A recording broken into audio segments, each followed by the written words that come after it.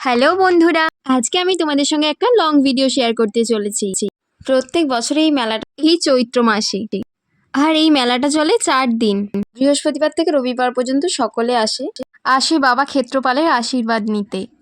কত লোক মানত করে রাখে তাদের ইচ্ছা পূরণ করার জন্য।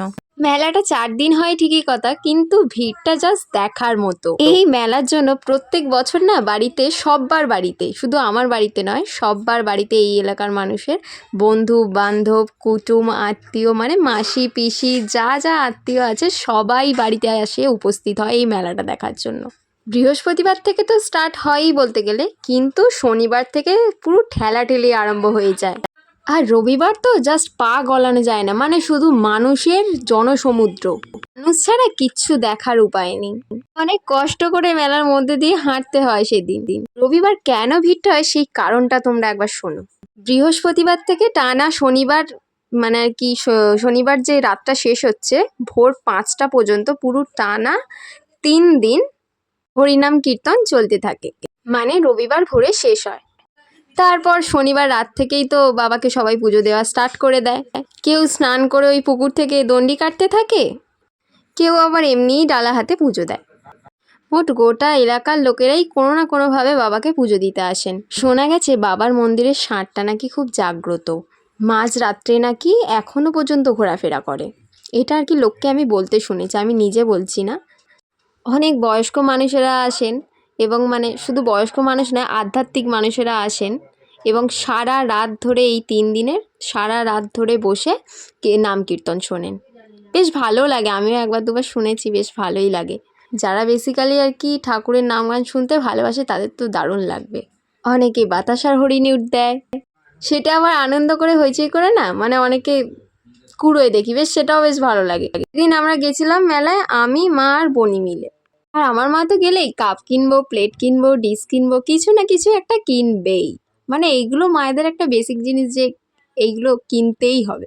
আর প্রত্যেকটা কাপ প্লেটের দোকানে মা না এগুলো নেড়েচেড়ে দেখতেই থাকে, আর প্রায় কেনে বলতে গেলে। আর আমি আর বনি দাঁড়িয়ে দাঁড়িয়ে প্রায় বোর হয়ে যাই বলতে গেলে, যে মাকে বলি তোমার কখন কেনা হবে এগুলো। আর এত দোকান দেখে না আমরা ঠিকই করতে পারছিলাম না, যে আমরা কনফিউজড হয়ে গেছিলাম যে কি খাবো অ্যাকচুয়ালি, ঠিকই করতে পারছিলাম না।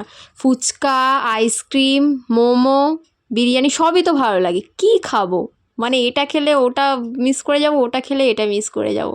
লাস্টে অবশেষে ঠিক হলো যে না, চাউমিনটাই খাই, পরে অন্য কিছু খাওয়া যাবে। আগে আপাতত চাউমিনটা দিয়েই স্টার্ট করি। ফুচকা খাওয়ার অতটা ইচ্ছা ছিল না, তাই সেদিন আর ফুচকা খাওয়া হয়নি, চাউমিনই খেলাম। আর বাপি আসেনি বলে বাপির জন্য একটা পার্সেল নিয়ে নিয়েছিলাম। আর মনে হলো যে মোমোটাও একটু খাই, তাই মোমোটা আর বসে খাইনি, ওটা পার্সেল নিয়ে নিয়েছি। আর মেলায় যাব জিলিপি বাদাম কিনবো না, এটা তো হতেই পারে না। আমরা ভুলে গেলেও মা মিস করেনি, মা ঠিক দাঁড়িয়ে দাঁড়িয়ে কিনলো জিলিপি, বাদাম, তারপরে নিমকি, সব সব মাকে যেন মানে এগুলো ম্যান্ডেটরি কিনতেই হবে। আর সত্যি এগুলো ছাড়া যেন মেলা অসম্পূর্ণ বলতে গেলে। আর একটা কথা শুনলে তো তোমরা লিটারেলি হাসবেই, মানে আমরা এবারেও মেলায় গিয়ে দোলনার কাছে দাঁড়িয়েছিলাম আর বলছিলাম, আমি আর বনি বলছিলাম যে এবারে উঠবো নাকি, মানে ওঠা যায় নাকি। এখনও আমরা দোলনায় ওঠার কথা ভাবি, মানে সত্যি শুনলে হাসি পায় ব্যাপারটা। তোমরা জাস্ট ঠাকুরগুলো দেখে নাও, ঠাকুরগুলো দেখলে তোমরা বুঝতে পারবে এরা কত দিন ধরে এই ঠাকুরগুলোকে তৈরি করে, অনেক বাইরে থেকে শিল্পী এনে এইগুলো কারুকার্যগুলো করে। ও হ্যাঁ, তোমাদের তো বলাই হয়নি, ঠাকুরের কথা বলতে যেটা মনে পড়লো, শনিবার রাত্রির থেকে সবাই, মানে যারা আর কি প্রত্যেক বছর করে, যাদের ইচ্ছা থাকে, অনেকে আছে একটা করে গ্রুপ বানায়, গ্রুপের আবার একটা নির্দিষ্ট ড্রেস করে। মানে কেউ ধরো কোনো একটা গ্রুপে করলো যে সবাই পিঙ্ক কালারের চুড়িদার পরবে, এরকম মানে একটা গ্রুপে ড্রেস করলো, সেই গ্রুপটা সেই কালারের সমস্ত ড্রেস পরলো, আর পরে বাঁকে করে জল আনতে যায়। বাঁকে করে জল আনতে যায় বলতে সেটা মানে ওই হাওড়ার গঙ্গায় জল আনতে যায়, পুরো হেঁটে হেঁটে, সারা রাত হেঁটে হেঁটে, মানে এটাই নাকি বাবার কাছে পরীক্ষা দেওয়া, যেটা মানে আমি আজ পর্যন্ত করিনি, সবাইকেই দেখি শনিবার রাত্রি থেকে এটা স্টার্ট হয়ে যায়। তারপর রবিবার সকালে এসে সবাই উপস্থিত হয়ে ওই মানে ওই ড্রেস পরে ওই গঙ্গা থেকে চান করে ওই ভিজে অবস্থায় সারা রাত হেঁটে এসে বাবার মাথায় জল ঢেলে তারপরে উপোস ভঙ্গ করে। মানে এটা একটা লিটারেলি খুবই কঠিন কাজ। আমি কোনোদিন করিনি, আমি দেখে জাস্ট অবাক হয়ে যাই। অনেকেই আছে এইভাবেও পুজো দেয়।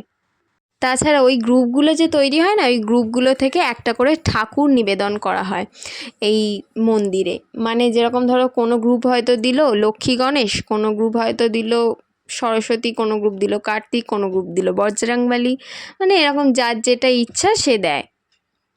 আর ওই ঠাকুরগুলো কিন্তু এমনি নর্মাল ঠাকুর নয়, বিশাল বড় বড় ঠাকুর। যতটা পেরেছি আমি তোমাদের এই ভিডিওর মাধ্যমে তুলে দেখানোর চেষ্টা করেছি। আশা করছি তোমাদের সকলেরই এই ভিডিওটা খুব ভালো লেগেছে।